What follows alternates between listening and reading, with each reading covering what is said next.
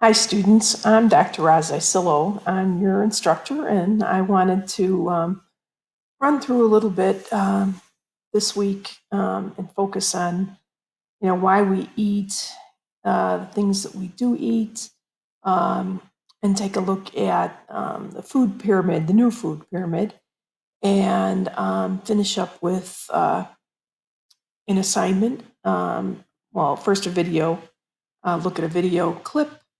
It's only about 7 minutes long, and then answering of some questions, and you can then upload those to Blackboard.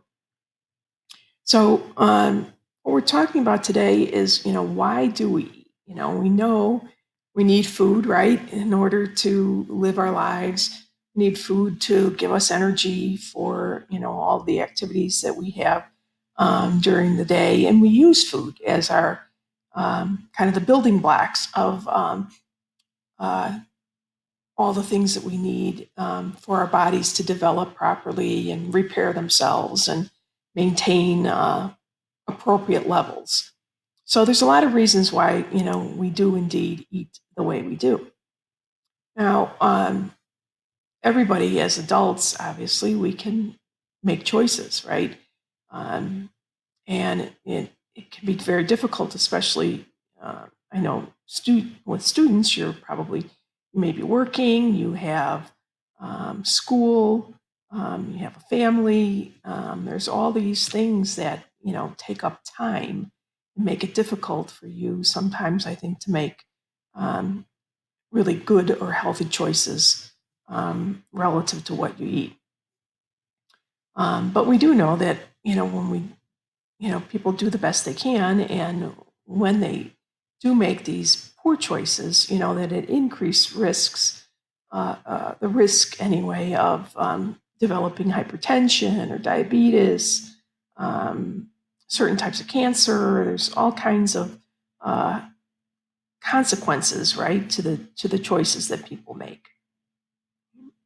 Now, when we're looking at, what we should eat, a lot of what we determine that we are going to eat is a lot of times influenced by the advertising agencies. We have ads that pop up while we're watching television, or if we're streaming something, or um, reading something online. And there's lots of different, influences, right, as to what we eat. So what we have begin to look at is using the new food pyramid, because the new food pyramid really isn't beholden to any of these advertisers or councils and things like that. The old food pyramid one was put together, the one that we use for many years by the Dairy Council. Well, of course, they're going to ask people to eat more dairy because that's what they are responsible for. Then the Department of Agriculture got involved, and they had a food pyramid. And of course, they wanted people to eat more beef and chicken, and things with that were higher in fat, beef especially.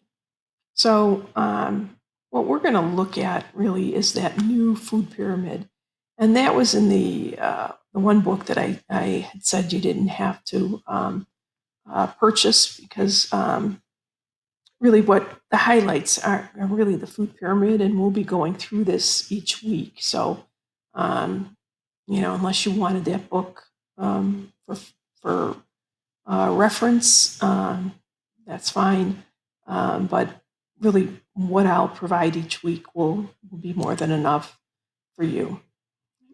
So, why does, our food pyramid, why was it so, confusing? Um, and a lot of it had to do with who was putting out that pyramid, right? If it's the Dairy Council, they want you to have more dairy products. If it's the um, Department of Agriculture, they want you to eat more um, things related to beef and beef intake. So, we kind of retired that old pyramid and began to look at instead new food pyramid that we've had around. We call it new, but it's been around about 15 years or so. But it's something that we think is a little bit better for everyone. So the problem with the USDA pyramid, what we see is that we have a lot of fats at the top of this pyramid. Milk, yogurt, cheese. Want you 2 to 3 servings of those. Your meats, 2 to 3 servings of that. Breads, pastas, cereals, all of those, 6 to 11 servings of those.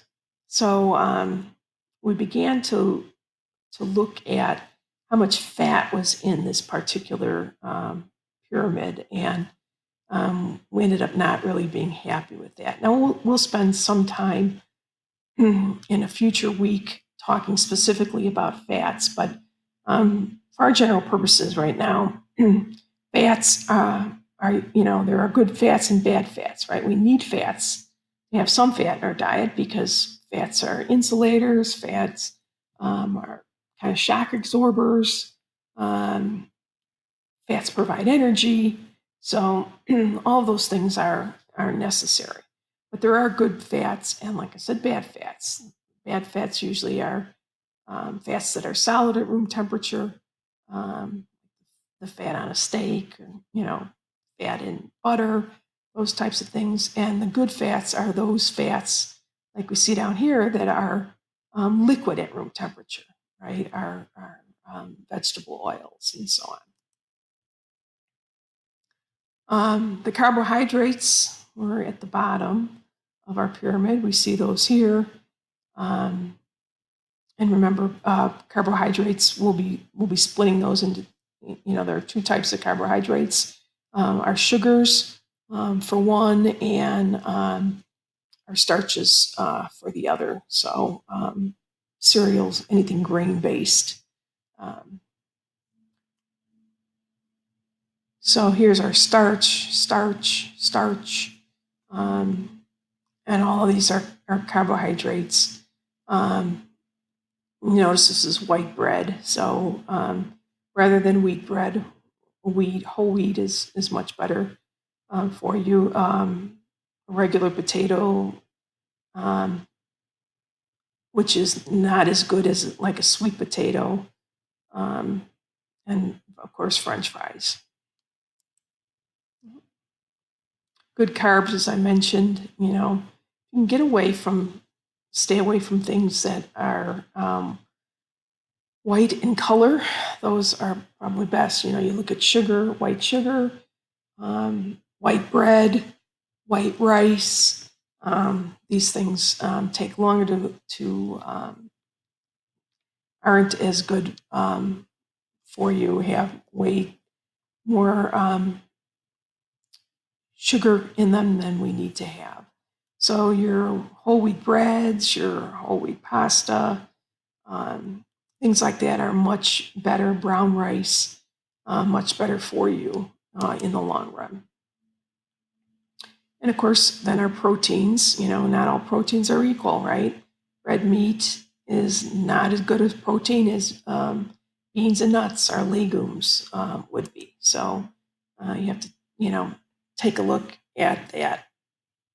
Now, our dairy products are not essential at all, but you'd never know that if you are only going by the food pyramid put out by the Dairy Council. So, dairy does contain a lot of fat. So, we don't need to get our calcium. We're kind of brainwashed into thinking we have to get calcium from dairy. Well, you can get calcium from other sources, right? Milk is high in calcium, but it's also high in saturated fat, which is the bad fat. So we don't want to have too much of that in our diet every day. Now, the pyramid that we are going by is that Harvard Medical School food pyramid. And you'll notice here that at the bottom, what we should be getting the most of is daily exercise and look at controlling weight by limiting the number of daily calories to, somewhere between 2,000 and 2,300 or so. So those are, that's what we get the most of. We notice here at the top, we get the absolute least of is our red meats, our, white rice, our starches, and things like that. So you see our fats, our good fats down here, our good starches, all of those near the bottom of that Harvard Medical School pyramid. Now, one of the things to keep in mind here, of course, is that, diets are not really good for anyone. So those are the things you want to stay away from. Don't, a lot of times people who are dieting, they have the ebb and flow. They take weight off, they put more weight on, they take off, put more on. So, if you're trying to control weight, just, be realistic. Don't go into these fad diets. Exercise, do the things that will work for you, and have a plan that includes long-term benefits. Our carbohydrates, like I mentioned, can be either sugars or starches. So, that's why diabetics have to not only control the amount of sugar that they eat, but they have to watch the starches that they eat also, the pastas, the breads, and so on, so that they don't have a lot of those in their diet. If we look, at different diets and regional areas, cultural differences, all those things, really we have to take those types of things into account. There are certain levels of complexity, right, involved with carbohydrates. Every carbohydrate is put together with kind of the building blocks of sugar molecules. We call those monosaccharides, right? One sugar. And the more we string those sugars together, the more complex, of course, our molecule becomes. So our starches are going to be our many saccharides, many of these monosaccharides put together. One of the reasons they're bad for us is because they get stored in our liver as a molecule that we call glycogen, right? And normally we can break that down after, when we exercise, right? We build up a certain amount of glycogen in our circulatory system, and that has to be released or it becomes converted into fat, which is something that we don't want to see too much of. So just have to be careful, where are you getting your sugars from? Soft drinks, you're going to see a little bit about this on the video. Soft drinks sometimes are not the best, things for people to be drinking, especially children. They contain what is called high fructose corn syrup, right? And this is kind of the addictive piece. They ate high fructose corn syrup, and this is the high caloric piece of the soft drink. So you have to be careful with that.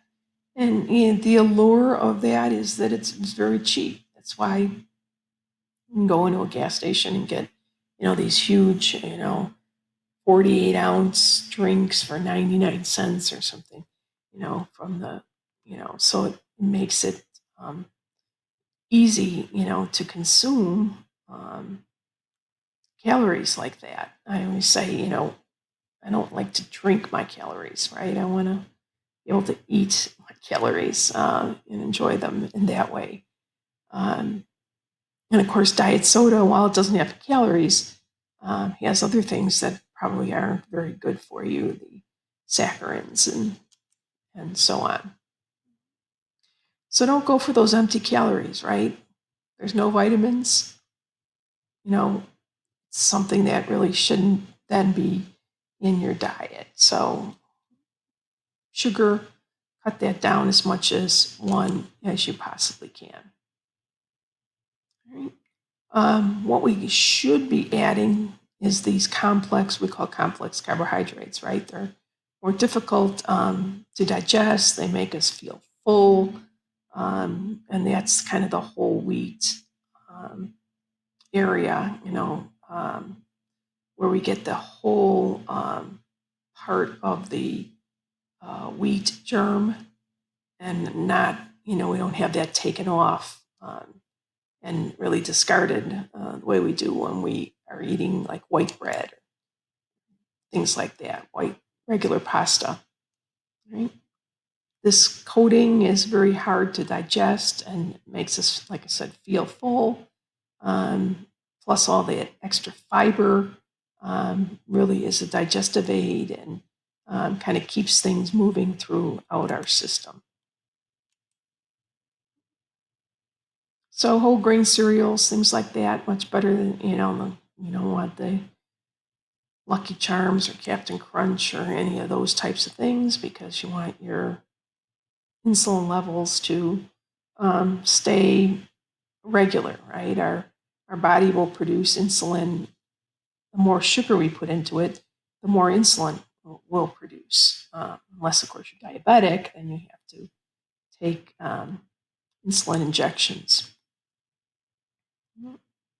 So it's just a little bit here on insulin. I don't want to spend too much time on that and how people become insulin dependent. If that's something that interests you, I would go ahead to the website that I put down here and take a look at how the pancreas and all that works.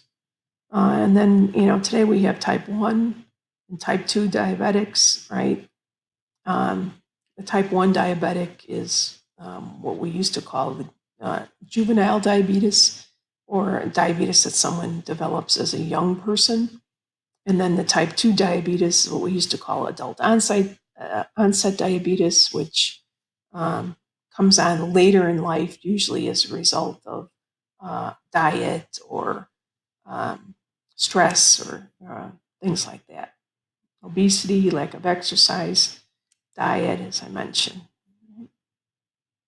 So, read labels. That's kind of the last thing that I want to finish up with. Read those labels and make sure there's a lot of fiber, make sure there's not much sugar and salt, and you'll be much better off.